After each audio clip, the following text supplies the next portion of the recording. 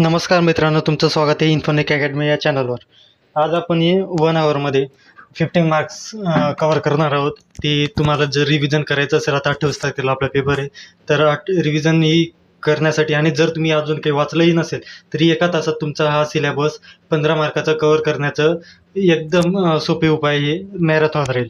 या मॅरेथॉनमध्ये मी तुम्हाला जे टॉपिक सांगेल त्या टॉपिकमध्ये दुसरं काही वाचण्याची गरज राहणार नाही. मी जेवढं सांगते तेवढ्यामध्येच तुमचा पूर्ण टॉपिक हा कव्हर होत जाईल. याच्यात आपण अध्ययन प्रक्रिया, अध्ययनावर परिणाम करणारे घटक म्हणजे प्रेरणा, अधिगम, याच्यानंतर आपले चित्रण वगैरे हे सर्व जे आहेत ते सर्व आपण शिकणार आहोत. त्याच्याच सोबत न्यू एज्युकेशन पॉलिसी, अध्यापन प्रतिमाने, त्यानंतर NCF 2005, नंतर 2009चा एज्युकेशनचा कायदा, त्यानंतर अजून खूप सारे टॉपिक आपण घेणार आहोत.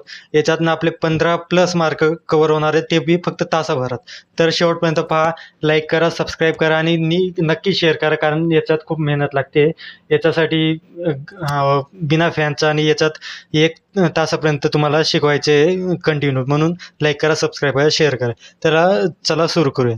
सर्वात आधी अध्ययन प्रक्रिया म्हणजे काय? अध्ययन म्हणजे अनुभव, सराव व प्रशिक्षणामुळे व्यक्तीच्या वर्तनात होणारा तुलनेने कायमस्वरूपी बदल. याला अध्ययन असे म्हणतात. म्हणजे अनुभव, सराव आणि प्रशिक्षणामुळे तुमच्या वर्तनात जे बदल होतं त्याला अध्ययन असे म्हणतात. अध्ययनाच्या खूप साऱ्या व्याख्यात मी तुम्हाला 1 मिनिटाचा शॉर्ट व्हिडिओ टाकलेला आहे, तो बघू शकता. त्याच्यात तुम्हाला सर्व व्याख्या दिलेल्या आहेत मी अध्ययनाच्या. 8 का 9 व्याख्या दिलेल्या आहेत. तेवढं केलं तरी तुमचं इनफ आहे. तर सर्वात आधी अध्ययन प्रक्रियेचे टप्पे कसे आहेत? पहिले उद्दिष्ट ठरवावं लागतं. त्यानंतर तुम्हाला आतील प्रेरणा जागृत होते. त्यानंतर कसं उद्दिष्ट प्राप्त करायचं यासाठी तुम्हाला शोध म्हणजे मार्ग शोधावा लागतो. त्याचे वेगवेगळे उपाय शोधावे लागतात की कसं आपण उद्दिष्ट प्राप्त करू शकतो. त्यानंतर समायोजन म्हणजे ॲडजस्टमेंट करावं लागते तुम्हाला त्या परिस्थितीनुसार. तुमचे काय टफ कंडिशन असतील त्याच्यानुसार तुम्हाला स्वतःला सामावून घ्यावं लागते. त्यानंतर वर्तन पुनर्रचना म्हणजे तुमची वर्तनात तुमचा बदल होत असतो. म्हणजे ते अध्ययन कंप्लीट झाल्यावर तुमच्या वर्तनात बदल होतो.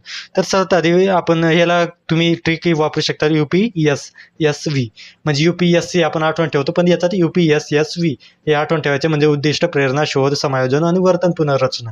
तर उद्दिष्ट म्हणजे काय? उद्दिष्ट म्हणजे अध्ययन सुरू होण्यापूर्वी शिकणाऱ्याला मनात ध्येय निश्चित होते, यालाच उद्दिष्टे म्हणतात. कसं, मला काय करायचे मला, ते उद्दिष्ट ठरवण्यासाठी हा क्वेश्चन महत्त्वाचा असतो. काय शिकायचे हे ठरते. याच्यावरनं तुमचं उद्दिष्ट ठरत असते. विद्यार्थ्याला विज्ञानाचे प्रयोग सोडवायचे, त्याचं ध्येय. म्हणजे एखाद्या विद्यार्थ्याला आपल्या क्लासरूममध्ये विज्ञानाचे एक प्रयोग सोडवायचा आहे, त्याचं हे ध्येय निश्चित असतं. ध्येय म्हणजे उद्दिष्ट म्हणजे गोल असतो. गोल आपल्या इंग्लिशमध्ये म्हणतात ना, सिंपल भाषेमध्ये गोल. उद्दिष्ट म्हणजे गोल. तर प्रेरणा म्हणजे मोटिवेशन. आता प्रेरणा तुम्हाला मराठीत कधी कधी सध्या समजत नाही, पण मग आपण इंग्लिशमध्ये त्याला अर्थ घेऊ शकतो आणि त्याच्यानं तुमचा अर्थ समजू शकतो. प्रेरणा म्हणजे मोटिवेशन.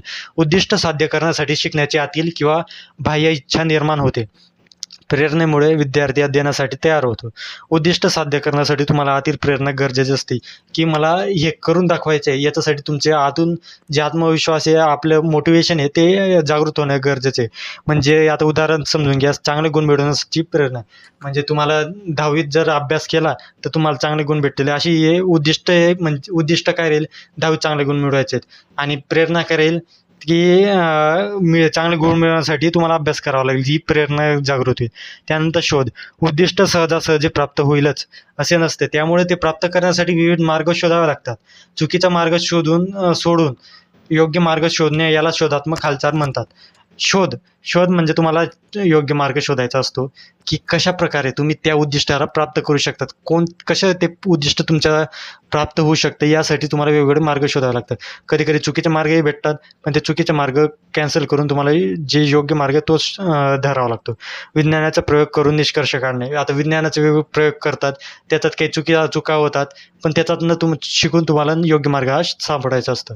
त्यानंतर समायोजन म्हणजे ॲडजस्टमेंट. मी तुम्हाला इंग्लिश नावही दिलेले आहेत आणि मराठी नावही. म्हणजे तुम्हाला जर इंग्लिश मिडियम असतील तर तुम्हाला इंग्लिशमध्ये समजायला सोपं जाईल, आणि सेमी इंग्लिश असतील तरी तुम्हाला चांगलं जाईल, आणि मराठीवाल्यांना तर आहेच.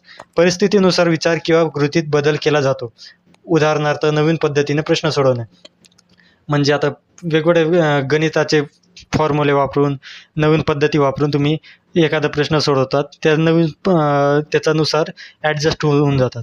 वर्तनाची पुनर्रचना. अध्ययनामुळे व्यक्तीच्या वर्तनात, सवयींमध्ये किंवा कौशल्यांमध्ये बदल होतो. म्हणजे तुम्हाला कौशल्य प्राप्त होतात. तुम्ही एखादं नाविन्यपूर्ण गोष्टीमध्ये एकदम प्रावीण्य प्राप्त करतात. त्याच्यासाठी तुम्हाला वर्तनात पुनर्रचना ही झालेली दिसते. शिकलेली गोष्ट प्रत्यक्ष कृतीत दिसून येते. आता तुम्ही टायपिंगचे हे बघा, इथं टायपिंगचं उदाहरण आहे.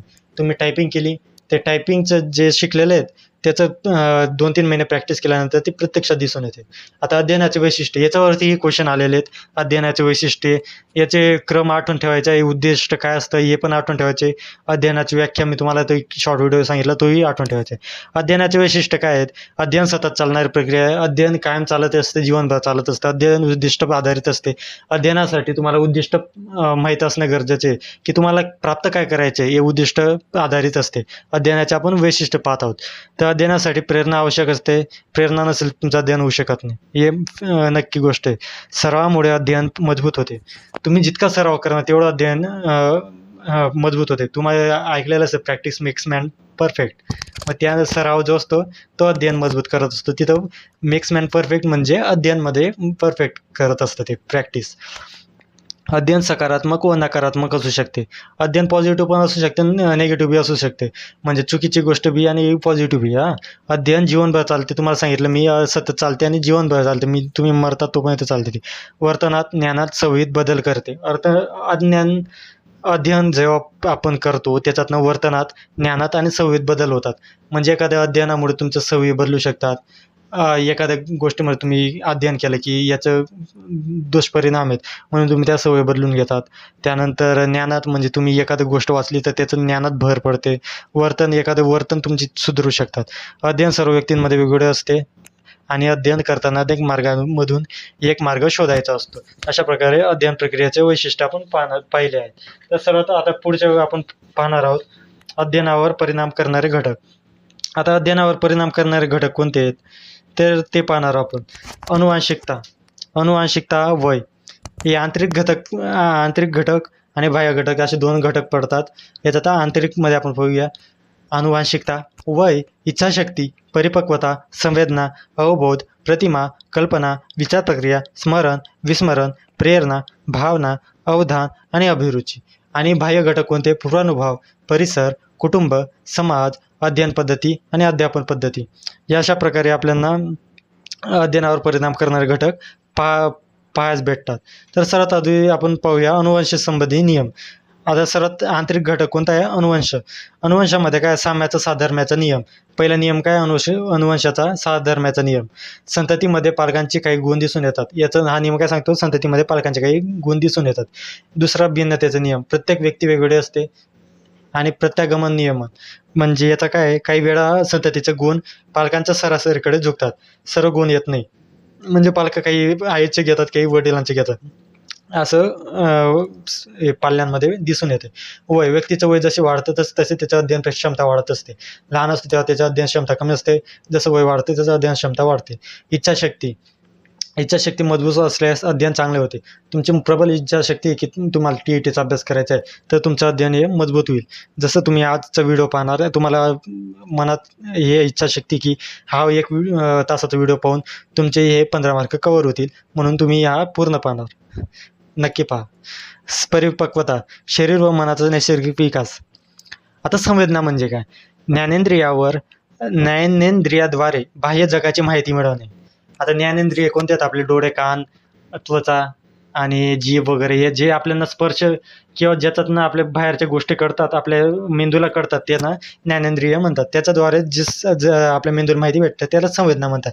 संवेदनाला इंग्लिशमध्ये सेन्सेशन म्हणतात. डोळे, पाहणे, नाक, सुगंध, दुर्गंध, जीभ, हे तुम्हाला माहिती आहे, जीभ चव घेणे वगैरे. प्रक्रिया काय असते? बाह्य उद्दीपक असतं. ज्ञानेंद्रिय म्हणजे तुम्ही एखादे थंड पदार्थ आहे त्याला हात लावला, तुम्हाला त्याचं सेन्सेशन आलं. सेन्स ऑर्गन आहे तुमचा हात, त्यात तुमच्या संवेदनाची जाणीव झाली तुम्हाला, आणि त्या मज्जासंस्थाद्वारे तुमच्या मेंदीला पोचलं की काहीतरी थंड वस्तू आपण स्पर्श करतोय. अशा प्रकारे संवेदना हे उद्भवत असतात किंवा आपण त्यांच्याबद्दल माहिती घेऊ शकतो.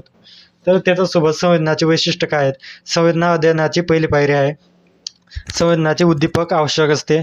संवेदनासाठी उद्दीपक आवश्यक असते हे आपल्याला माहितीच आहे. म्हणजे एखादी वस्तू काही किंवा वास सुगंध वगैरे जे काही असतं ते आवश्यक असतं. संवेदना शुद्ध स्वच्छ निर्मळ असते.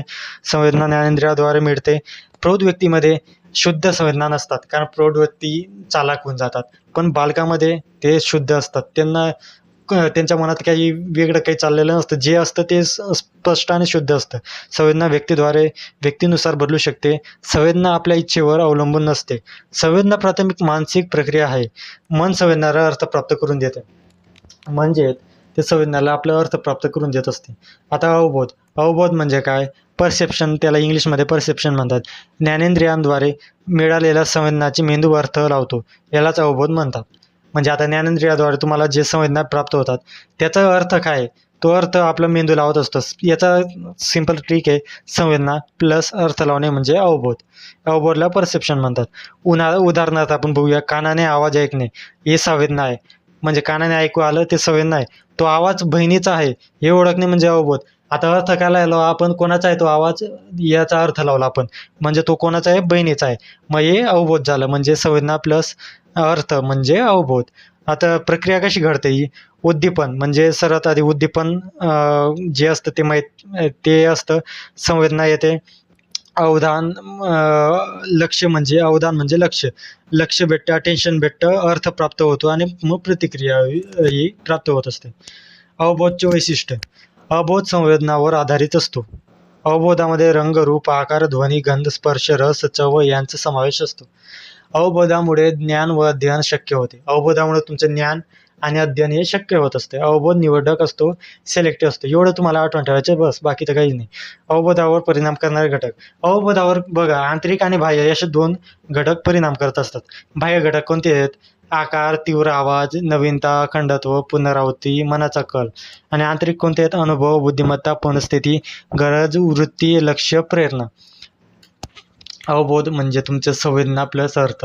म्हणजे तुमच्या मेंदूवर जे परसेप्शन असतं त्याच्यावरती कोणते घटक परिणाम करतात? म्हणजे आकार, म्हणजे घटकाचा आकार, त्याचा तीव्र आवाज, नवीनता, अखंडत्व, हे जे आहेत ते परिणाम. आणि आंतरिकमध्ये गरज, वृत्ती, लक्ष, प्रेरणा, बुद्धिमत्ता, मनस्थिती, हे सर्व.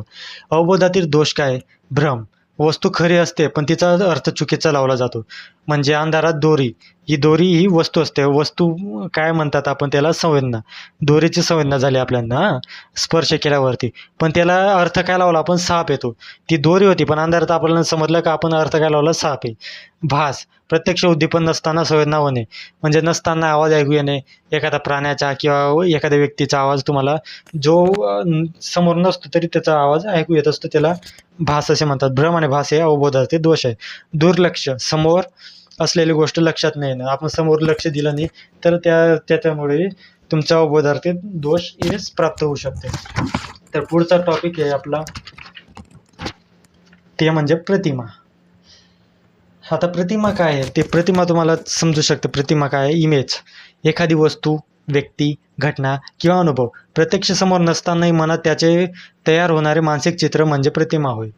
म्हणजे एखादा व्यक्ती, वस्तू किंवा काही गोष्टी आपल्यासमोर नाही आहे, पण त्याची आपली इमेज, त्याची प्रतिमा आपल्या मनात अशी गुंतलेली असते. म्हणजे तुमच्या एखाद्या प्रिय मैत्रिणाचा किंवा मित्राचा एखादं प्रतिमा येते, किंवा एखाद्या तुम्हाला, आता मी इथं उदाहरण घेतलेलं गुलाबजामुन नसताना त्याच्याविषयी प्रतिमा मनात येणे.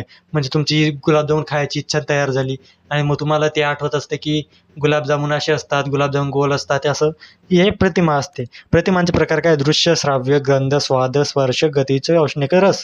दृश्य म्हणजे आता तुम्हाला यांचा अर्थ माहितीच आहे. हे तुम्ही प्रतिमांचे प्रकार असतात. प्रतिमेचे वैशिष्ट्य काय? प्रतिमा मानसिक प्रक्रिया आहे. म्हणजे तुमच्या मनात तयार होते ती प्रतिमा ओरिजिनलमध्ये असते का? नाही. प्रतिमा पूर्वानुभवावर आधारित असते. म्हणजे तुम्ही पहिले गुलाबजामुन पाहिले असेल तरच तुम्हाला प्रतिमा तयार करता येईल ना. गुलाबजामुन आयुष्यात पाहिले नाही तर तुम्हाला प्रतिमा कसं काय तयार करता येईल? प्रतिमा अनुपस्थित वस्तूची असते, जी तुमच्या समोर नाही आहे ती गोष्टीची प्रतिमा ही तयार होत असते. आता तुमच्या समोर असले तर तुम्ही प्रतिमा का तयार करणार? तुम्ही सीधा त्यालाच बघू शकतात ना. प्रतिमा कल्पनेचा आधार असते आणि प्रतिमा स्मरणास मदत करते. प्रतिमांमुळे तुमचं स्मरण वाढत असतं. प्रतिमा कमी जास्त स्पष्ट असू शकते. प्रतिमा स्पष्टपणे आठवू शकते किंवा अस्पष्टपणे आठवू शकते. म्हणजे तुम्हाला एखादा पाठ समजू शकतात की एखादा पाठ चांगला आठवत नाही, परीक्षेचा पेपर आहे आणि तो पाठाचं पेज आठवते पण त्याच्यात काय लिहिलं ते आठवत नाही. अशी प्रतिमा स्पष्ट किंवा जास्त किंवा कमी आठवू शकते. आता कल्पना. कल्पना म्हणजे इमॅजिनेशन. वेगवेगळ्या प्रतिमा आणि पूर्वानुभवांवरून एखादे आभासी जग मनात निर्माण करणे म्हणजे कल्पना होय. आता काय, तुम्ही आतंकवाद्यापासून लोकांना वाचवताय असं कल्पना म्हणजे स्वप्न. म्हणजे तुमच्याच मनात तुम्ही असे खायले पुलाव म्हणतात ना आपण, ते तयार करतात त्याला कल्पना असे म्हणतात. आता ते सोप्या भाषेत आपण समजू शकतो की खायले पुलाव जे तयार करतात त्याला कल्पना म्हणतात. कल्पनेचे दोन प्रकार आहेत, पुनरुत्पादित रिप्रोडक्टिव्ह म्हणतात त्याला इंग्लिशमध्ये, आणि रचनात्मक म्हणजे कन्स्ट्रक्टिव्ह. पुनरुत्पादित म्हणजे पूर्वी पाहिलेल्या गोष्टी पुन्हा मनात आणणे, म्हणजे तुम्ही पाहिलेल्या आहेत त्याच आठवणे म्हणजे त्या पुनरुत्पादित. आणि रचनात्मक म्हणजे तुम्ही नवीन नवीन आयडिया लावून नवीन नवीन कल्पना तयार करत असतात, त्यांना रचनात्मक कल्पना असे म्हणतात. रचनात्मकचे पण दोन प्रकार असतात, सर्जनात्मक आणि अनुकरणात्मक. हे तुम्हाला आठवण ठेवायचे. विचार प्रक्रिया, पुढचा टॉपिक आहे विचार प्रक्रिया. समस्या सोडवण्यासाठी, निर्णय घेण्यासाठी, तर्क करण्यासाठी व माहितीचा अर्थ लावण्यासाठी मनात चालणारी प्रक्रिया, मानसिक प्रक्रिया म्हणजे विचार होय. प्रक्रिया, संवेदना. पहिले संवेदना आपल्याला स्पर्शाद्वारे संवेदना भेटते, मग तुम्ही अर्थ लावतात, मग तुमच्या मनात त्याची प्रतिमा तयार होते. प्रतिमांची एकत्रित करून तुम्ही एखाद्या कल्पना तयार करतात, त्याचं मग तुम्ही तर्क लावतात की या कल्पनामध्ये असं का झालेलं असेल, तर्क लावला आणि त्यानुसार तुमचा विचार हा तयार होत असतो. तर विचार प्रक्रियेचे घटक काय आहे? तर्क, समस्या, धडपड, पूर्वानुभव, संकल्पना, प्रतिमा, स्मरण. हे तुमचे कल्पना त्याच्यानंतर कल्पना ही एक भाग असतो. हे विचार प्रक्रियेचे तुमचे घटक असतात. याद्वारे तुमचे विचार प्रक्रियाचं काय असतं हे समजले असेल. तर विचार प्रक्रियेची पातळी काय असतात, त्याचं स्तर असतात, अवबोधात्मक पातळी आणि संबोधात्मक पातळी. प्रत्यक्ष वस्तू समोर असताना केलेला विचार म्हणजे नदी पाहत असताना तिच्या निर्मळ पाण्याचा विचार करणं.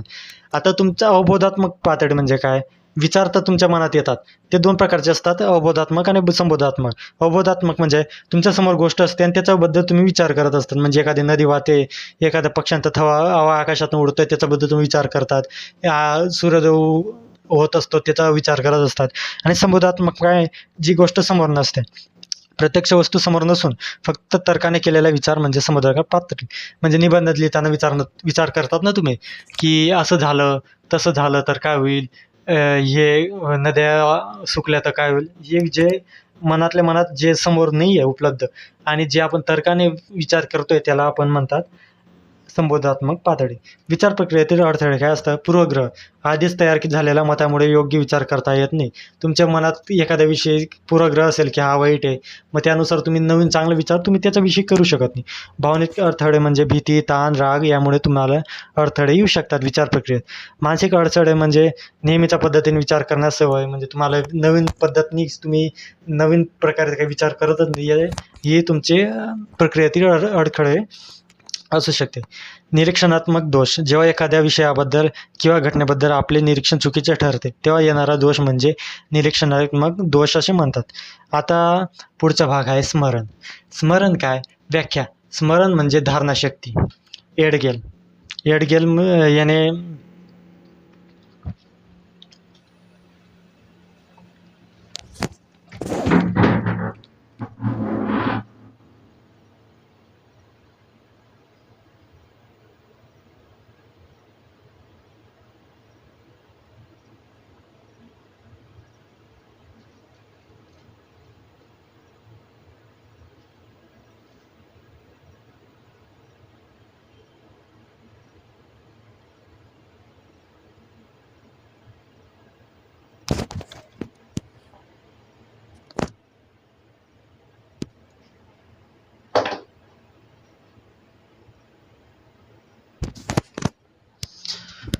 तर स्मरण म्हणजे काय? स्मरण म्हणजे धारणाशक्ती. हे कोणी म्हटलं? एळगेलने. गतानुभवाचे पुनरुज्जीवन म्हणजे स्मरण, हे कोणी म्हटलं? स्टाउटने. पुरानुभव बोधावस्थेच्या पातळीवर आणणे म्हणजे मॅकडुगल यांनी म्हटलेलं आहे. आणि स्मृती म्हणजे नवा अनुभव, हे रॉसने म्हटलेलं आहे. स्मृतीला स्मरण आपण म्हणतात. पूर्वी शिकलेल्या आठवण म्हणजे स्मरण. उडवर्त आपल्याला साधारण व्याख्या आहे, जे आपण आठवण करतो त्याला स्मरण म्हणतात नॉर्मल आहे. स्मरणाचे घटक कोणते? ग्रहण म्हणजे लर्निंग, नवीन माहिती किंवा अनुभव मनात घेण्याची प्रक्रिया, याला ग्रहण म्हणतात. धारणा, ग्रहण केलेली माहिती, ज्ञान, अनुभव मनात टिकून ठेवणे म्हणजे धारणा. म्हणजे तुम्ही आता सर्वात आधी ग्रहण घेणार. ग्रहण म्हणजे माहिती गोळा करणार, ती माहिती डोक्यात ठेवणार, साठवून ठेवणार, ते लक्षात ठेवणार, त्याला म्हणतात धारणा. धारणानंतर येते, धारणाचे 2 प्रकार असतात, बोधात्मक पातळी आणि उपबोधात्मक पातळी. याच्यात काय असतं, बोधात्मक म्हणजे ज्या गोष्टी सहज आठवतात, तुम्हाला जे सहज आठवतात त्याला बोधात्मक म्हणतात, आणि ज्या गोष्टी लवकर आठवत नाही, खूप प्रयत्न करावा लागतात, त्याला उपबोधात्मक म्हणतात. त्यानंतर तिसरा स्मरणाचा घटक आहे प्रत्यावाहन. साठवलेली माहिती प्रयत्न करून पुन्हा आठवणे. म्हणजे तुम्ही साठवलेली माहिती तुम्हाला पहिले आठवत नाही होती, पण तुम्ही खूप प्रयत्न केला आणि ती नंतर आठवली, त्याला प्रत्यावाहन म्हणतात. आणि प्रात्यभिज्ञान म्हणजे काय, आधीच अनुभवलेली गोष्ट पुन्हा ओळखणे. म्हणजे तुम्ही एखादी गोष्ट, एखादं फिलिंग आधी घेतलेलं आहे आणि तेच तुम्हाला परत आठवलं, त्याला प्रात्यभिज्ञान म्हणतात. आता याचं सिक्वेन्स कसं असेल, पहिले ग्रहण म्हणजे लर्निंग होते, त्यानंतर लर्न होतं, लर्न तुम्ही ऐकलं असेल पाकिस्तान प्लेअरचं, तर लर्न होतं, त्यानंतर ते धारण केलं जातं, धारण म्हणजे त्याचं साठवलं जातं, प्रत्यावाहन केलं जातं म्हणजे त्याचं परत आठवण केली जाते, आणि प्रात्यभिज्ञान त्याचं ते गोष्ट अनुभवली जाते. अशा प्रकारे आपला स्मरण हा टॉपिक झालेला आहे. आता आपण पुढचा टॉपिक घेऊया, विस्मरण. विस्मरण म्हणजे काय, पूर्वी शिकलेली माहिती योग्य वेळी आठवता न येणे म्हणजे विस्मरण होय. विस्मरणाचे प्रकार काय आहेत, नैसर्गिक, अनाभ्यासाने. प्रकार कोणते आहेत, नैसर्गिक विस्मरण, अनाभ्यासाने शिथिलता, तात्पुरते विस्मरण आणि कायमचे विस्मरण. विस्मरणाचे कारण आहे अभ्यासाचा अभाव, अभ्यास नाही केल्यामुळे तुमचे विस्मरण होते. म्हणजे एखाद्या वेळेस एखादी गोष्ट वाचली पण तिला परत नाही वाचली, मग त्याला विस्मरणाची ती एक कारण होऊ शकते. लक्षाचा अभाव म्हणजे तुम्ही अभ्यास करताना त्याच्यावरती लक्ष नाही दिलं असेल तर विस्मरण होतं, म्हणजे आठवण पडते. साधारण विस्मरण म्हणजे आठवण पडणे. तुम्हाला ते डायरेक्ट लॉजिक लावायचे, वेळ, थकवा, झोप, अभ्यासानंतरची क्रिया, अर्थ न समजणे, प्रेरणेचा अभाव, वयानुसार बदल, हे विस्मरणाचे कारण आहेत, हे तुम्ही नॉर्मली सांगू शकता. प्रेरणा. प्रेरणा म्हणजे काय, मोटिवेशन. व्यक्तीला एखादे उद्दिष्ट साध्य करण्यासाठी कृती करण्यास प्रवृत्त करणारी अंतर्गत किंवा बाह्य शक्ती म्हणजे प्रेरणा. तुम्हाला आतून जी आणि बाहेरून जी एखाद्या गोष्टी प्रवृत्त करते की ही गोष्ट करायचीच आहे, त्याला आपण प्रेरणा किंवा मोटिवेशन म्हणतो, जी आपल्याला नॉर्मली सर्वांना माहिती आहे. प्रेरणा काय असते, मोटिवेशन काय असतं. तर प्रेरणेचे 2 प्रकार आहेत, आंतरिक जे मनातून स्वतःहून येते ती, आणि बाह्य जी निंदा, पारितोषिक, स्पर्धा, श्रुती हे प्राप्त करण्यासाठी आपल्याला बाहेरून जी प्रेरणा भेटते ती बाह्य प्रेरणा असते. प्रेरणेचे वैशिष्ट्य काय आहेत, प्रेरणा उद्देशपूर्ण असते, प्रेरणेत सातत्य असतं, प्रेरणा वर्तनात बदल, प्रयत्न आपण समजू शकतो. प्रेरणा वर्तनाला चालना देते. प्रेरणेविषयी सिद्धांत कोणी मांडलेले आहेत, प्रेरणेविषयी बघा 4 सिद्धांत मांडलेत. मॅकडुगलचा सहज तुम्हाला प्रश्न येईल, मॅकडुगलचा नाही, सहज प्रवृत्तीचा सिद्धांत कोणाचा आहे, तर तो आहे मॅकडुगलचा. अपॉर्टचा कोणता आहे, पूर्वस्थित प्रतिक्षेप सिद्धांत. मास्लोचा कोणता आहे, गरजांचा सिद्धांत. आणि थॉर्नडाईकचाच कोणता, प्रयत्न व चुका सिद्धांत. प्रयत्न प्रमाद आपण ऐकलेलं आहे, पहिले मी तुम्हाला लेक्चर सांगितलेले आहेत. तुम्हाला ते 5 लेक्चर पाहून घ्यायचे आहेत, फक्त 7-7 मिनिटाचे लेक्चर आहेत. ते 5 लेक्चर पाहिले तुमचे 10 मार्क आणि 25 मार्क कव्हर होतील. आणि पुढच्या व्हिडिओमध्ये तुम्हाला सर्व व्याख्या आणि जे उरलेले टॉपिक ते कव्हर करून देणार आहे, ते अर्धा तासाचा व्हिडिओ राहील. तिथं तुमचे पूर्ण 30 मार्क फक्त एवढे करून घ्या, तुम्हाला फक्त 2 ते हे पूर्ण टॉपिक कव्हर होणार. भावना काय, मनात निर्माण होणार आहे आनंद, दुःख, भीती, राग, या अवस्था भावनांचं, या भावना म्हणतात. यांना भावनाचे वैशिष्ट्य काय, भावना जन्मजातच विकसित होतात. जन्मजात भावना कशी, बालक जेव्हा जन्मतो तेव्हाच तो रडायला लागतो, ही रडण्याची भावना असते. दैनंदिन जीवनात ही वेगळ्या भावना, खुशी, आनंद, म्हणजे खुशी म्हणजे आनंद, वाईट वाटणे किंवा काही अशी भावना आपल्या मनात येत असतात. भावना आंतरिक तसेच बाह्य घटकांमुळे निर्मित होतात.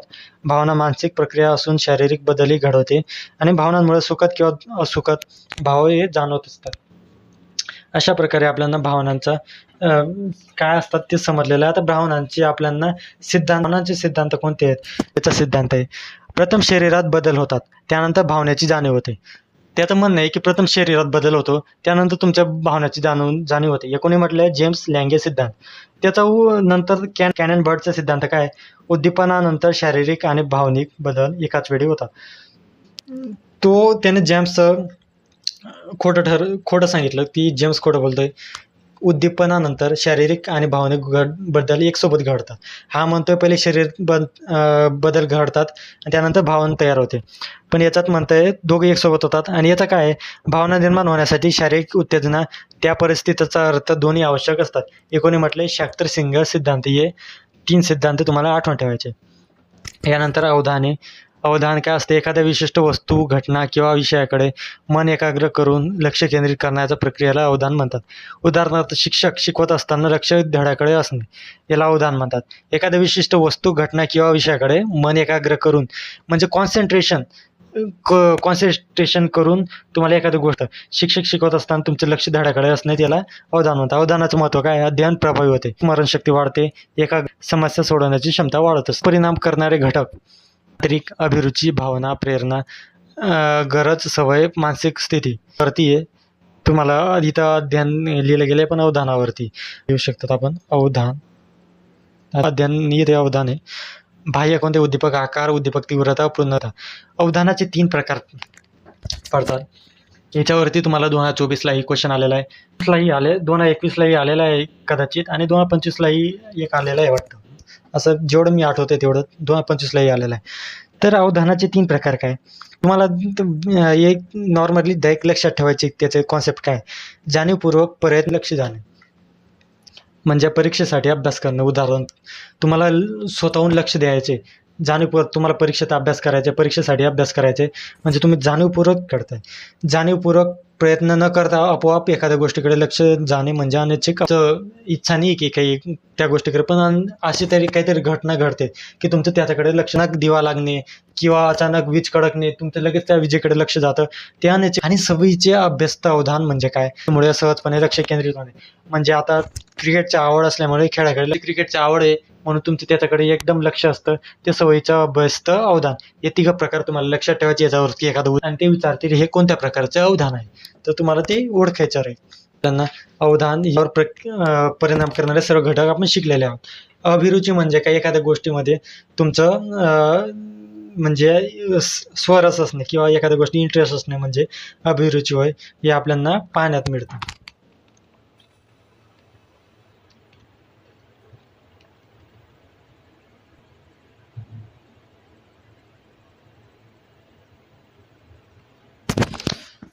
आता पुढचा टॉपिक काय आहे? आपण म्हणजे काय? अध्ययनावर परिणाम करणारे घटक म्हणजे कोणते? अध्ययनाचे वैशिष्ट्य कोणते? हे सर्व वाचलं. पण अध्ययन वक्र, आता हा महत्त्वाचा टॉपिक याचा होतो. मी तुम्हाला जे सांगतो त्याचा जेव्हा ते जे अध्ययनावर परिणाम करणारे घटक आहेत त्याच्यात 7 ते 8 मार्क, आणि अध्ययन म्हणजे काय? अध्ययनाचं वैशिष्ट्य त्याच्यात ते सर्व मिळून, आणि अध्ययन वक्रामध्ये 1 मार्क, असे 10 मार्क या चॅप्टरमध्ये होऊ शकतात. आणि त्याच्यानंतर तुम्हाला जे शिकवणार आहे त्याच्यानंतर खूप टॉपिक शिकवणार आहे मी. अध्ययन वक्र काय? एखादी व्यक्ती सराव, अनुभव किंवा प्रश्न किती वेगाने आणि किती प्रमाणात शिकते हे दर्शवणारा आलेख म्हणजे अध्ययन वक्र. अध्ययन वक्र म्हणजे तुमचे जन्मकुंडली, म्हणजे तुमच्या एखाद्या गोष्टीमध्ये शिकण्याची कुंडली असते की तुम्ही किती, तुमचा वेग आहे, किती वेगाने तुम्ही ते किती तुम्हाला समजतंय, किती समजत नाही आहे, तुमच्या माइंडमध्ये किती साठवतं आहे, किती वेळात ते साठवतं आहे, हे वक्र असे म्हणतात. 5 टप्पे आपल्याला पाहण्यात भेटतात. पहिला, प्रारंभिक टप्पा. शिकण्याची प्रारंभिक वेळेला म्हणजे शिकण्याचा अध्ययनाचा वेग कमी असतो. प्रारंभमध्ये आपल्याला अध्ययनाचा वेग कमीच दिसतो. माहेर होईल त्याच्या एखादं चुका जास्त होतात, म्हणून चुका जास्त होतात. विद्यार्थी नवीन गोष्ट समजून घेत असते, म्हणजे आता तुम्ही MPSCचा अभ्यास करायला सुरुवात केली, मग त्यानंतर पहिल्यामध्ये सिलेबस समजायला वेळ लागेल. त्यानंतर नवीन भाषा शिकताना सुरुवातीने आता नवीन तुम्ही इंग्लिश शिकताय, मग सुरुवातीला तुम्हाला अटेन्शन म्हणजे काय, पर्सनिफिकेशन म्हणजे रिस्पॉन्सिबिलिटी आणि अकाउंटेबिलिटी यांचा दोघांचा यायला तुम्हाला वेळ लागतो. वेगवान सराव वाढल्यामुळे कौशल्य झपाट्याने वाढते. आता तुमचं सराव झालेला असतो, वेगवान प्रगतीचा टप्पा असतो, दुसरा टप्पा असतो, याच्यात तुमचं एकदम प्रगती होत असतात, तुमचं चुका कमी होतात, शिकण्याचा वेग जास्त असतो आणि रोज गणिताचा सराव करण्याचा वेग वाढतो. असं उदाहरण आपण घेऊ शकतो याचं. म्हणजे रोज गणिताचा सराव केला तर तुमचा प्रश्न सोडवण्याचा वेळ वाढतो आणि तुम्हाला चुका कमी होतात तुमचं, कारण ते सराव होत असतो. पठारावस्था, प्रगती थांबण्याचा टप्पा. वेगवान प्रगतीनंतर तुमचा पठारावस्था येत असते. अध्ययनातील अशी स्थिती जेव्हा काही काळ प्रगती थांबल्यासारखी दिसते. म्हणजे पूर्णपणे थांबलेली असते का? नाही, पण ती थांबल्यासारखी भासवीत असते. म्हणजे जास्त वेगाने नाही होती, एकाच ठिकाणी तुम्ही स्टक होऊन जाता. स्टक म्हणतात ना इंग्लिशमध्ये, स्टक, एकाच ठिकाणी गुंतून पडणे, त्यालाच आपण पठारावस्था म्हणतात. नॉर्मली तुम्ही लक्षात घ्या, पठारावस्था म्हणजे एकाच ठिकाणी तुमचं गुंतून पडणे, तुमचं प्रगती न होणे. कामातील नवीनता नसल्यामुळे पठारावस्था येऊ शकते. कंटाळा, थकवा, चुकीची पद्धत यामुळे असे होऊ शकते. कंटाळा आला म्हणून तुम्ही अभ्यास केला नाही, त्याच्यामुळे तुमचं अभ्यासात प्रगती झाली नाही. त्यानंतर कामातील नवीनता नसल्यामुळे तुम्हाला परत परत तेच वाचावं लागते, म्हणून तुम्ही बोर झाले म्हणून तुम्ही सोडून देतात. तशी पठारावस्थेचे एक कारण असू शकतं, शारीरिक आजारी असणार किंवा तुमचं मनचं पठारावस्थेचे कारण असतात. आता पठारावस्थेची वैशिष्ट्य काय? अध्ययन वक्र सपाट दिसतो. वक्राचा ग्राफ असतो तो सपाट दिसतो, म्हणजे तुमची प्रगती होत दुर्गती होते असं काहीच दाखवत नाही. पठारावस्थेचा असतो. ही अवस्था तात्पुरती असते, ही काहीच काळासाठी असते. तुम्ही नंतर तुम्हाला प्रेरणा भेटते, तुम्ही अभ्यासाला लटकून जाता. त्या प्रक्रियेत नैसर्गिक भाग आहे. प्रत्येक वेळेस येतो, तुम्ही काही काही नवीन शिकायला जाणार तर ही पठारावस्था येत असते. पठारावस्था किती वेळ राहील हे निश्चित नसते. पठारावस्था किती वेळ राहील हे तुम्हाला काही निश्चित नसते. किती वेळ, 1 तास असू शकतं, 1 महिना, 1 वर्ष. 1 वर्ष राहिले म्हणजे तुम्ही निठरले हे स्पष्टपणे असतं. अध्ययनात पठारावस्था येतेच, हे नॉर्मली आहे. आणि त्याच्यानंतर पठारावस्था संपल्यावरती पुन्हा प्रगतीचा टप्पा, म्हणजे परत तुमचं प्रगती करणं, तुम्ही प्रेरणा भेटते, तुम्हाला मोटिवेशन भेटतं, तुम्ही परत अभ्यासाला लटकतात आणि प्रगती त्याला म्हणतात पुन्हा प्रगतीचा काळ. आणि शेवटचं अंतिम अध्ययन परिसीमा, म्हणजे तुम्ही एखाद्या गोष्टीत प्रावीण्य प्राप्त करतात त्याला अध्ययन परिसीमा असे म्हणतात. यात प्रगती पूर्ण होते आणि त्यानंतर प्रगती होऊ शकत नाही. त्याच्यानंतर तुम्ही काय काय करणार? प्रगती पूर्ण झाल्यावर काय शिकणार आहेत? प्रगती स्थिर असते. उदाहरण सायकल चालवणे पूर्णपणे आत्मसात होणे. तुम्ही सायकल चालवणे शिकले, मग त्यानंतर तुम्ही काय शिकवू शकता? याचे 3 प्रकार आहेत: व्यावहारिक परिसीमा, शारीरिक परिसीमा आणि सैद्धांतिक. व्यावहारिक म्हणजे क्षमता असूनही गरज, तुम्हाला जेवढी गरज आहे तेवढंच तुम्ही अध्ययन करणार ना, जास्त ते करून काय फायदा नाही तुम्हाला. शारीरिक म्हणजे तुम्हाला तुमचं शरीर जेवढं साथ देईल, तुमचा वय जेवढं साथ देईल तेवढंच तुम्ही अध्ययन करू शकणार. आणि सैद्धांतिक म्हणजे ती गोष्टीमध्ये तेवढंच प्रावीण्य मिळू शकते, तेवढंच प्रावीण्याची त्याची परिसीमा आहे, त्याला सैद्धांतिक असं म्हणतात. सारखे गोष्टी राहणार. आता तुम्ही सायकल चालवणं शिकल्या, त्याच्यानंतर तुम्ही काय नवीन गोष्ट करणार आहे त्याच्यात? काही नाही करू शकत, तेवढंच करायचं असतं, म्हणून ते सैद्धांतिक प्रकारे पठारावस्था आणि हे दिलं आहे. यानंतर आपल्याला पुढचा टॉपिक आहे अध्यापन प्रतिमाने. अध्यापन प्रकारचा 8 आहेत, याच्यापैकी 3 क्वेश्चन कसे येणार आहेत ते तुम्हाला सांगणार आहे. प्रकार पडतात ज्ञान प्रक्रिया.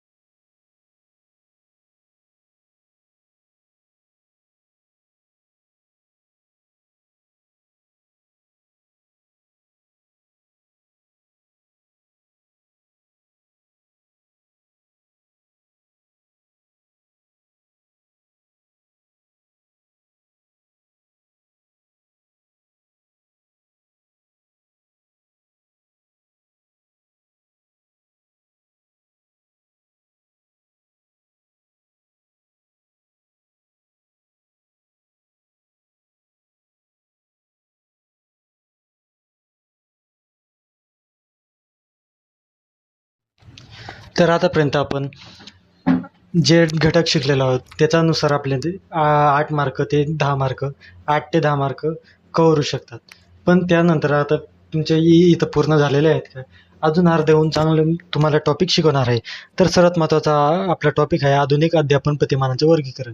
आधुनिक अध्यापन प्रतिमाने आणि अध्यापन पद्धती याविषयीचा जो डिफरन्स आहे हा तुम्हाला मी 1 मिनिटाचा शॉर्ट व्हिडिओमध्ये समजवलेला आहे. तुम्ही तो पाहू शकता आपल्या चॅनलवर जाऊन, आणि चॅनलला सबस्क्राईब करा. तर आता याचं आधुनिक अध्यापन प्रतिमानाचे वर्गीकरण करताना सर्वात पहिली प्रतिमान आहे ज्ञान प्रक्रियाकरण प्रतिमाने. तर सर्वात आपण काय पाहणार? अध्यापन प्रतिमाने आणि त्यांचे उद्घाटक कोण आहेत, म्हणजे त्यांचे म्हणणारे कोण आहेत ते आपण पाहणार आहोत. तर उद्गमन प्रतिमान हिल्डा टाबा हे उद्गमन प्रतिमानचे उद्गात आहेत. जैविके पुढचा प्रशिक्षण प्रतिमान रिचर्ड सचमन. वैज्ञानिक पुढचा प्रतिमान जोसेफ जॉब. संकल्पना संपादन प्रतिमान जेरोम ब्रुनर. बौद्धिक विकास प्रतिमान जीन पियाचे. अग्रज संघटना प्रतिमान डेव्हिड आसुबेल. स्मरणशक्ती प्रतिमान जेरी लुकस. फक्त एवढं आठवण ठेवायचे तुम्हाला. याच्यामध्ये तुम्हाला कारण त्याचं काय उद्दिष्ट ते आठवण नाही ठेवलं तरी चालणार आहे. तुम्हाला एवढं किचकट जर आठवण ठेवायला झालं तर तुमचे दुसरेही विषय कव्हर होणार नाहीत. तर पुढचं आहे व्यक्तिगत विकास प्रतिमान. याच्यात काय असतात, याच्यात कोणते अध्यापन प्रतिमान येतात, अनिर्देशित अध्यापन प्रतिमान. कोणी म्हटले कार्ल रॉजर्स. आणि याचं उद्दिष्ट काय, जनजागृती स्वायत्तेपासून व्यक्तिविकास. आता याची उद्दिष्ट काय सांगा, तुम्ही सांगितलं की उद्दिष्ट महत्त्वाचे नाही, एवढं किचकिट केलं तर तुमचा अभ्यास होणार नाही बाकीचा. पण का हे घेतलंय, कारण हे महत्त्वाचं आहे. मी जेवढं सांगतोय तेवढंच करा. याच्यात तुम्हाला नाही विचारलं जाणार, याच्यात विचारलं जाईल म्हणून मी याचं सांगतोय. ज्याचं विचारलं जाईल त्याचंच सांगतो, ज्याचं विचारलं नाही जाणार त्याचं नाही सांगत. तर जाणीव जागृती प्रतिमान, जॉर्ज ब्राऊन उद्गारित आणि आत्मबोध इंद्रिय संवेदनांचा विकास हे उद्दिष्ट आहेत. सर्जनात्मक प्रतिमान, कोणी म्हटलंय विल्यम गार्डन उद्घाटे. आणि उद्दिष्ट काय आहेत, सर्जनशीलता व समस्या निराकरण. आणि हे जर बघा जे नाव आहेत त्याचाच अर्थ आहेत. सर्जनात्मक, सर्जनशीलता, याच्यात काय आहे, जैविकीय, त्याचंच प्रतिमान आहे आणि त्याचं उद्गार ते बी जैविकच असेल. आणि त्यासोबत संकल्पनात्मक प्रणाली प्रतिमान, कोणी म्हटलंय डेव्हिड हंट. David Hunt. हे व्यक्तिगत गुण ओळखणे, लवचिकता वाढवणे, हे काय आहे याचे उद्दिष्ट आहेत. त्यासोबत आता आपण दुसऱ्या पाहूयात अजून एक चार्ट, वर्तन परिवर्तन प्रतिमान. अध्यापन प्रतिमान कोणते, त्याच्यात संभवनीयता व्यवस्थापन. उद्गाते कोण आहेत, स्किनर व इतर. उद्दिष्ट संकल्पना, कौशल्य व निर्मिती. आत्मनियंत्रित शेतीतल्या स्किनर व इतर. सामाजिक कौशल्य, चिंता व वैफल्य कमी. मानसिक तणाव कपातीकरण, जे वुल्फ व इतर. मानसिक संघर्ष व ताण कमी करणे. आत्मविश्वास प्रशिक्षण प्रतिमान, जे वुल्फ व इतर. भावनेचे नैसर्गिक प्रकटीकरण. तुम्हाला हे लक्षात ठेवायला सोपं आहे. संभवनीय आणि आत्मनियंत्रित स्किनर व इतरांचे आहेत. मानसिक ताणतणाव कपातीकरण, आत्मविश्वास प्रशिक्षण प्रतिमान, निसर्गवेदन हे कोणाचे, जे वुल्फचे आणि इतरांचे आहेत. याच्यात काय आहेत, मानसिक ताणतणाव कमी करणे हे निसर्गवेदन क्षमता प्रतिमानाचे उद्दिष्ट आहेत. आणि शेवटचे प्रत्यक्ष प्रशिक्षण प्रतिमान, रॉबर्ट गॅग्ने व इतर. प्रयत्नात व कौशल्यात सुधारणा हे याचं उद्दिष्ट आहे. आता पुढे सामाजिक आंतरक्रिया प्रतिमान. याच्यात कोणते प्रतिमान येतात, समूह अन्वेषण प्रतिमान, कोणी म्हटले हर्बर्ट ठेलमन व जॉन ड्यू. सामाजिक पृच्छ, कोणी म्हटले बायरन मॉसिलस आणि बेंजामिन कॉक्स. प्रयोगशाळा पद्धती प्रतिमान, बेथेल व माईल. न्यायतत्वशास्त्रीय प्रतिमान, डोनाल्ड ऑलिव्हर व जेम्स सेबल. आणि भूमिका पालन प्रतिमान, जॉर्ज शेफेल व फॅनी शेफेल. आणि सामाजिक अभिरूपता प्रतिमान, सटीन, बुकॉक व गुलजेनॉव. आणि वर्गसभा प्रतिमान हे विल्यम गॉल्सर. तुम्ही हे चार्ट आठवण ठेवलं तरी 2 किंवा 3 मार्क तुमचे फिक्स आहे. हे मी तुम्हाला स्पष्ट सांगून देतो. हे 2 ते 3 चार्ट, हे 4 चार्ट पाठ करा किंवा आठवण ठेवा, लक्षात ठेवा कसं ट्रिकने, आणि तुमचे 2 ते 3 मार्क फिक्स आहेत. आता पुढचा टॉपिक आपला आहे तो म्हणजे न्यू एज्युकेशन पॉलिसी, जो सर्वात महत्त्वाचा टॉपिक आहे. कारण याच्यावरती सध्या फोकस आहे. 1 मार्काचा क्वेश्चन विचारला जाऊ शकतो, कारण याच्यात सरकार सध्या याच्यावरती खूप काम करते, म्हणून हा टॉपिक तुम्हाला महत्त्वाचा आहे. तर कसं आहे, न्यू एज्युकेशन पॉलिसी कोणी म्हटले, याचं अध्यक्ष ड्राफ्टिंग कमिटी मांडलेली होती न्यू एज्युकेशन पॉलिसीसाठी, आणि त्याचा अध्यक्ष होते कस्तुरीरंगन. उद्देश काय होतं, 2030पर्यंत 100% GR, ग्रॉस एन्व्हायरमेंट रेशो, बालकांचं काळजी आणि शिक्षण, बालकांची काळजी घेणे आणि शिक्षण, 5वीपर्यंत मातृभाषेत शिक्षण देणे हे त्याचा उद्देश आहे. याचा फॉर्म्युला काय, आता शिक्षण कसं घ्यायचं आहे, बालवाडीचे 3 वर्ष आणि पहिली आणि दुसरे असे पहिले 5 वर्ष असतील. त्यानंतर 3री ते 5वी असे प्रारंभिक जो भाग असेल तो असेल. 6वी ते 8वी मध्य भाग असेल. आणि सेकंडरीमध्ये 9वी ते 12वी हा 4 भाग असतील. त्याचा फॉर्म्युला आहे 5+3+3+4. त्रिभाषा सूत्र हा आहे त्याचा उद्देश आहे. मातृभाषा, इतर भाषा, भारतीय भाषा आणि इंग्रजी असे 3 भाषा असतील. मातृभाषा तुमची मराठी असेल.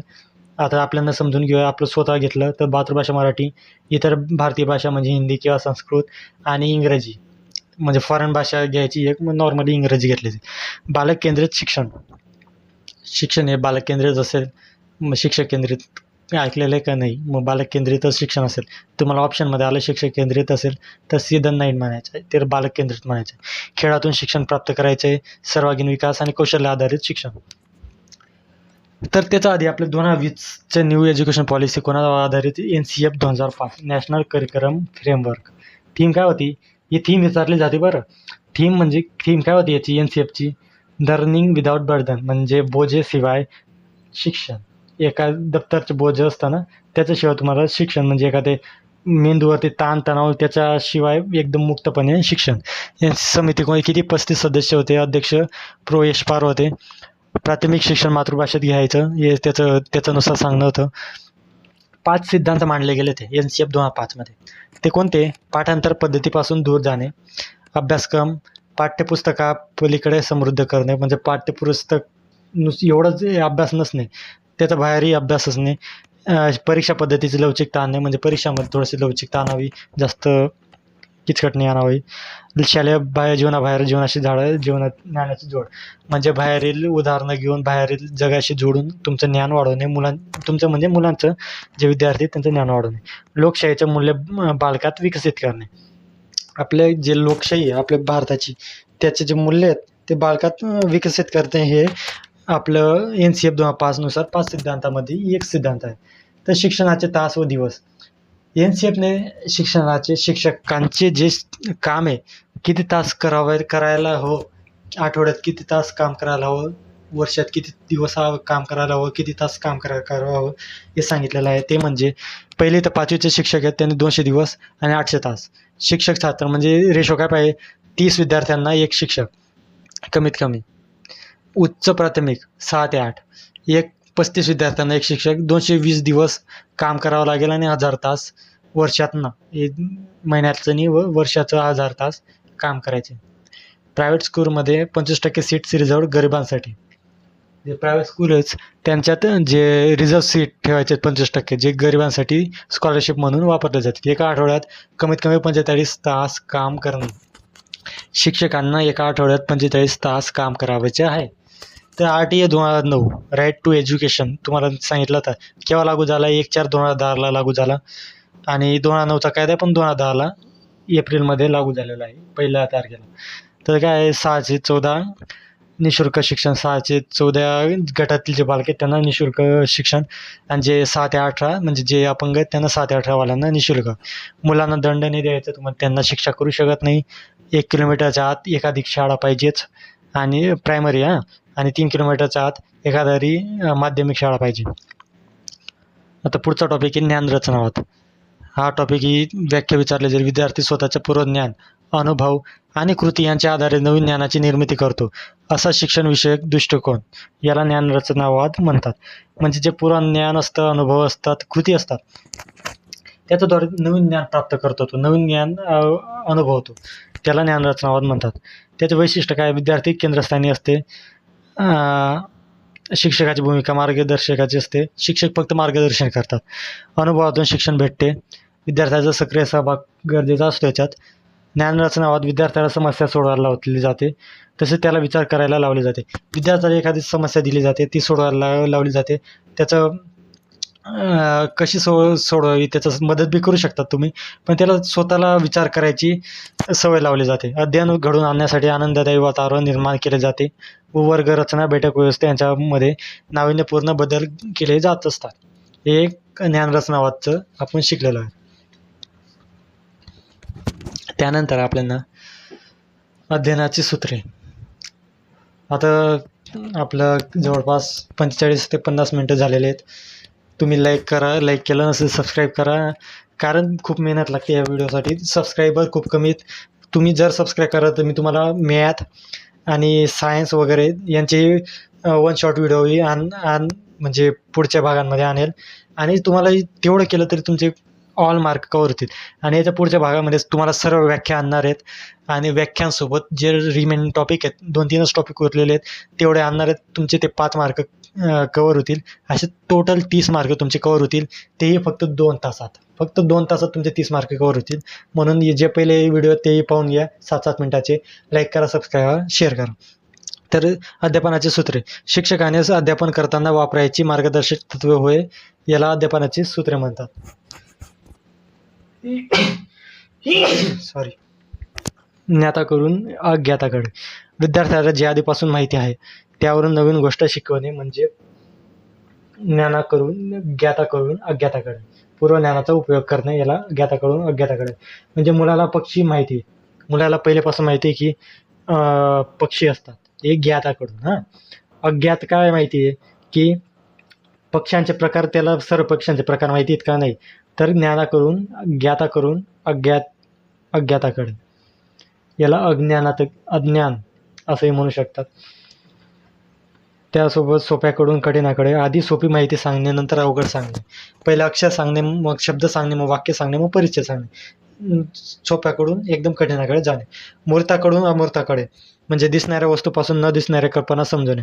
उदाहरणार्थ नकाशा दाखवून भूगोलाची दिशा दाखवणे. नकाशा हा मूर्त असतो, म्हणजे दिसणारा असतो, आणि दिशा या दिसणाऱ्या असतात का? नाही. मग त्या दिसणाऱ्या गोष्टीकडनं तुम्हाला दिसणारी जी दिसत नाही ती गोष्ट समजावणे असते, त्याला मूर्ताकडून अमूर्ताकडे म्हणतात. याच्यावरती एक क्वेश्चन येतात बरं. या अध्यापनाची सूत्रे 1 ते 2 क्वेश्चन तुम्हाला स्पष्टपणे सांगण्यात येईल. हे तुम्ही नोट करून ठेवा. पूर्णाकडून अंशाकडे. म्हणजे आधी संपूर्ण गोष्ट, मग तिचे भाग. आधी संपूर्ण गोष्ट सांगणे, मग तिचे भागावरती क्वेश्चन विचारणे. म्हणजे पूर्ण झाड दाखवून मुळे, खोड, पाने यांना शिकवणे.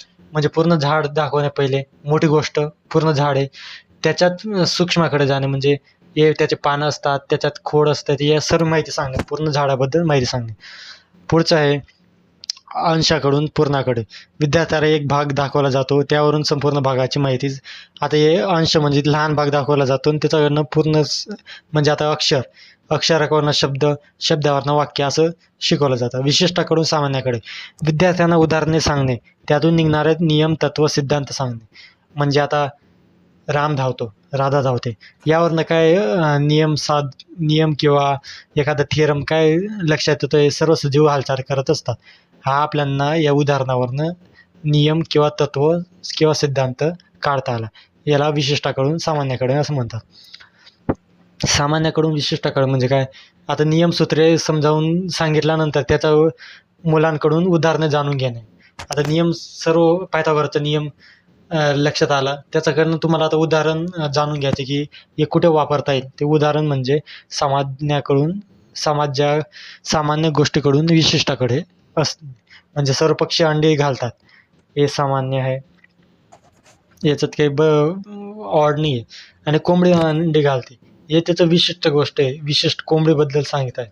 अनुभवातून तर्काकडे. विद्यार्थ्याने मिळवलेले ज्ञान व अनुभवाचा जेव्हा व्यवहारात वापर होतो त्याला तर्कशुद्ध ज्ञान म्हणतात. म्हणजे जे ज्ञान त्याने प्राप्त केलं आहे आतापर्यंत, जे अनुभव प्राप्त केला आहे त्याचा तो व्यवहार म्हणजे दैनंदिन जीवनात तो वापर करू, त्याला अनुभवातून तर्काकडे असं म्हणतात. पाणी उकडताना पाणी, उष्णतेमुळे पाणी उकडते, हे त्याचं काय आहे? पहिला अनुभव आलेला आहे. पाणी उघडताना पाहतो तो हे तर्क लावलेला आहे. हे जे समोर घडतंय त्याला अनुभव काय आहे? उष्णतेमुळे पाणी उकडते. अशा प्रकारे आपला हा व्हिडिओ कंप्लीट झालेला आहे. यामुळे तुम्हाला जर हा व्हिडिओ आवडला असेल, लाईक करा, सबस्क्राईब करा, शेअर करा. आणि तुम्हाला सांगून देतो हे कसे मार्क कवर होतील, किती मार्काचे, हे तुम्हाला किती मार्काचं झालेलं आहे. याच्यावरती 1 ते 2 मार्क.